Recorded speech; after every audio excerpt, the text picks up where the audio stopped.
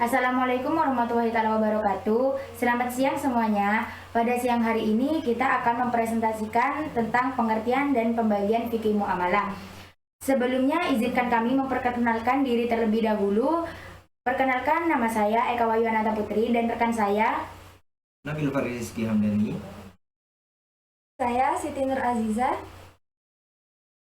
Oke, baik. Untuk mempersingkat waktu, saya serahkan kepada presenter pertama untuk menerangkan pengertian dan asas-asas fikih muamalah. Kepada Mbak Azizah, dipersilahkan. Kata fikih secara etimologi adalah yang memiliki makna pengertian atau pemahaman. Fikih dapat diartikan sebagai ilmu yang mempelajari tentang hukum-hukum Islam yang terkait dengan perbuatan manusia, baik yang bersifat ibadah maupun muamalah. Sedangkan secara bahasa, muamalah berasal dari kata amala fu'amilu yang artinya bertindak. Sedangkan menurut istilah, muamalah adalah tukar-menukar barang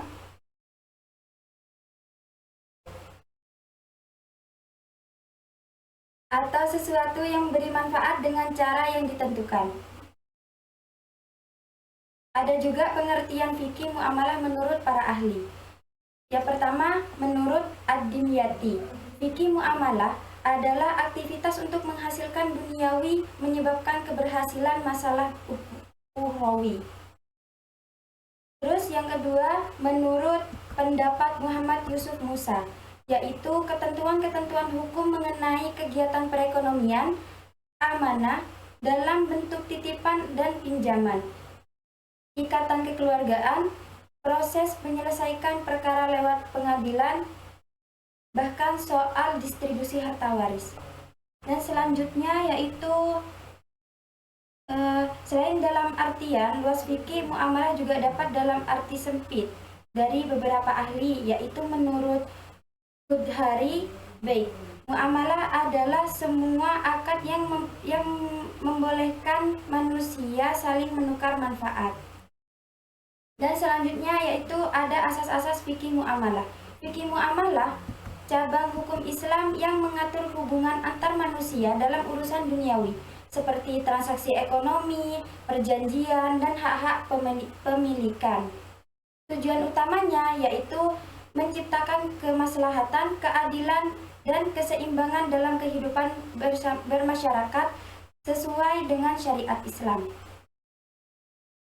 Berikut pembahasan asas-asas fikih muamalah. Yang pertama ada asas ilahi, yaitu merupakan asas yang mengatur mengenai segala perbuatan manusia akan dimintai pertanggungjawaban oleh Allah.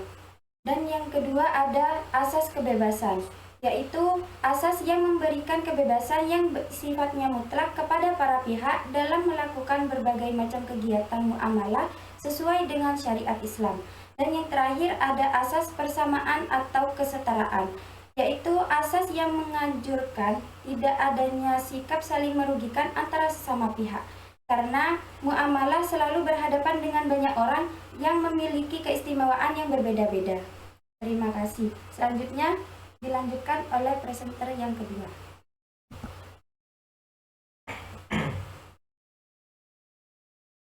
Baik, saya akan melanjutkan. Di sini ada pembagian fikih muamalah maliyah. Fikih muamalah maliyah adalah cabang ilmu fikih yang membahas tentang hukum-hukum yang terkait dengan interaksi sosial dan ekonomi dalam masyarakat. Berikut adalah pembagian fikih muamalah amaliyah. Yang pertama, muamalah maliyah yang berarti transaksi keuangan.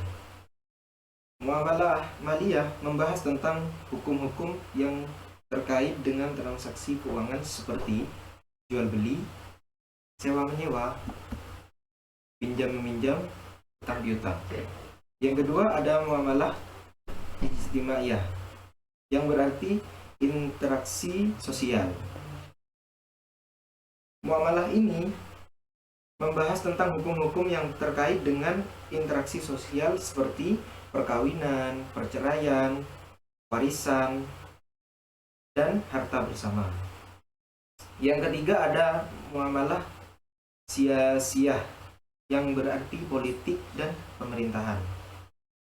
Muamalah ini membahas tentang hukum-hukum yang terkait dengan politik dan pemerintahan seperti sistem pemerintahan, hukum pidana, hukum perdata. Yang keempat ada muamalah iktisodiyah.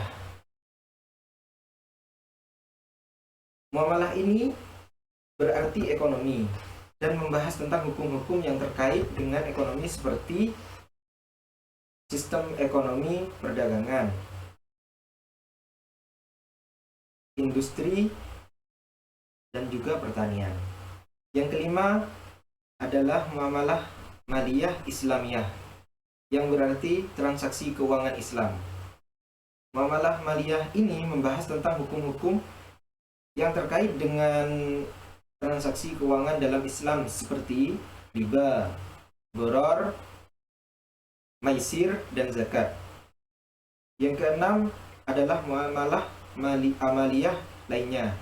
Muamalah amaliyah lainnya membahas tentang hukum-hukum yang terkait dengan aspek-aspek lain dalam masyarakat seperti hukum lingkungan, hukum kesehatan, hukum pendidikan, dan lain-lain. Mungkin ini saja yang bisa saya sampaikan. Saya lanjut ke presenter yang terakhir. Oke, selanjutnya saya akan melanjutkan dari pembahasan tersebut. Yang pembahasan terakhir adalah tentang pembagian fikih muamalah, yaitu muamalah adabiyah. Pengertian muamalah adabiyah tersendiri yaitu muamalah yang ditinjau dari segi cara tukar-menukar benda yang bersumber dari panca indera manusia, yang unsur penegaknya adalah hak-hak dan kewajiban-kewajiban seperti jujur, adil, amanah, hasud, dengki, dendam, dan lain sebagainya. Dari aspek ini, fikih muamalah mengatur tentang batasan-batasan yang seharusnya dilakukan atau tidak dilakukan oleh manusia terhadap benda. Dalam pandangan fikih muamalah, semua perilaku manusia harus memenuhi prasyarat etis normatif agar perilaku tersebut dipandang layak untuk dilakukan. Nah, pandangan layak itu seperti 1. Bersikap adil dan baik. Keadilan dan kebaikan merupakan nilai-nilai yang sangat penting dalam ekonomi Islam. Di samping nilai kebebasan, musyawarah, kesabaran, dan tawakal dalam setiap melakukan kegiatan ekonomi. Yang kedua, bersikap jujur dalam segala hal. Kejujuran ini akan membawa perekonomian bebas dari segala korupsi, kolusi, dan nepotisme. Dan hal ini tentu akan membuat persaingan bisnis menjadi pesaing sehat seperti yang dianjurkan oleh Islam. Fastabiqul khairat. Sebab tidak ada yang berbohong dan dibohongi dalam setiap melakukan transaksi. Yang ketiga, bersikap amanah. Jika semua pelaku ekonomi bersikap amanah, maka tidak akan ada eksploitasi sumber daya ekonomi yang berlebihan, baik terhadap sumber daya alam maupun sumber daya manusia, sehingga yang ada nanti adalah penyebaran rahmat Tuhan kepada semua makhluk, bahkan kepada pelestarian alam itu sendiri. Yang keempat, menepati janji dan tidak berkhianat. Dalam suatu transaksi bisnis, kalau sudah ada kontrak ditekan, maka tidak ada kata berkhianat atau tidak ada kata tidak menepati janji.